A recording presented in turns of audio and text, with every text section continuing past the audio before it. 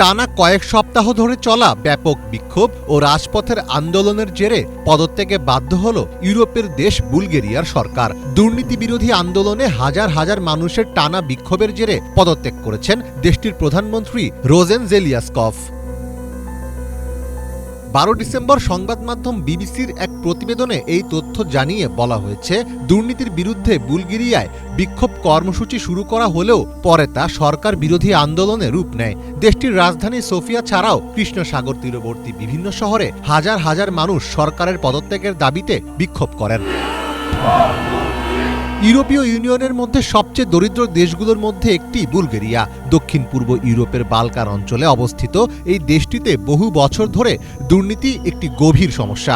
সরকার পতনের ঠিক আগের সপ্তাহে 2026 সালের বাজেট পরিকল্পনা নিয়ে দেশটিতে বিক্ষোভ শুরু হয়। এই বাজেটে সামাজিক সুরক্ষা খাতে অবদান ও লভ্যাংশের ওপর কর বৃদ্ধির প্রস্তাব ছিল, যা জনগণের মধ্যে ব্যাপক ক্ষোভের সৃষ্টি করে।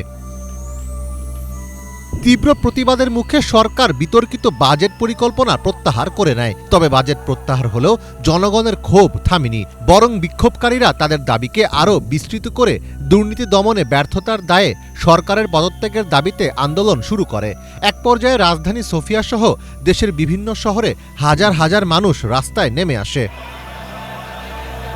বুলগেরিয়ার পার্লামেন্ট গ্র্যান্ড ন্যাশনাল অ্যাসেম্বলিতে সরকারের বিরুদ্ধে অনাস্থা প্রস্তাব এনেছিল বিরোধী দলগুলো। তবে ভোটাভুটির কয়েক মিনিট আগে টেলিভিশনে প্রচারিত এক বিবৃতিতে প্রধানমন্ত্রী রোজেন জেলিয়াসকভ তার পদত্যাগের ঘোষণা দেন। তরুণ প্রজন্মের নেতৃত্বে সফল হওয়া এই আন্দোলনকে ইতিবাচকভাবেই দেখছেন দেশটির সাধারণ মানুষ।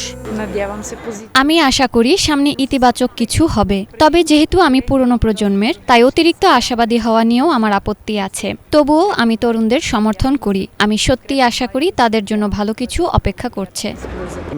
এটা স্বাভাবিক এবং এটাই হওয়া উচিত ছিল।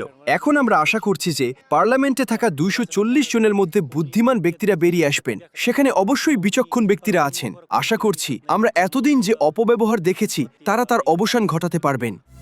বুলগেরিয়া একটি গভীর রাজনৈতিক সংকটের মধ্যে রয়েছে।